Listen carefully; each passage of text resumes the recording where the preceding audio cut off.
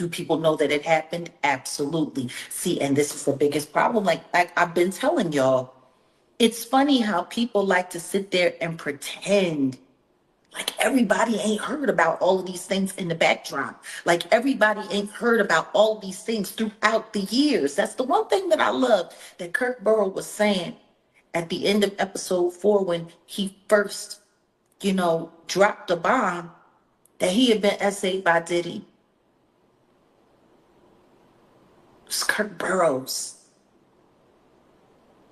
who had been Yes. here since the beginning. Yeah, he's the founder. And he He said, helped. he said, people keep pretending like all of the stuff that they hear about Diddy is something that's new. He's been doing these things. Ben, he's a witness to offenses that happened over 30 years ago. Time you saw him, he had a bottle of champagne. They was drinking Moet all of the time. So I guess they don't consider cases of champagne and everybody having their own bottle and drinking out of their Yeah, own bottle like it was a 40 ounce. I guess they don't consider that drinking, but I mean, I yeah. digress. There was a part where he was going back and forth with Andre Harrell, and he was saying, "I'm gonna be drunk and high by Wednesday." I don't know. Exactly. So I'm like, it seemed like the shift happened quickly when it comes to being introduced into this thing, into this industry.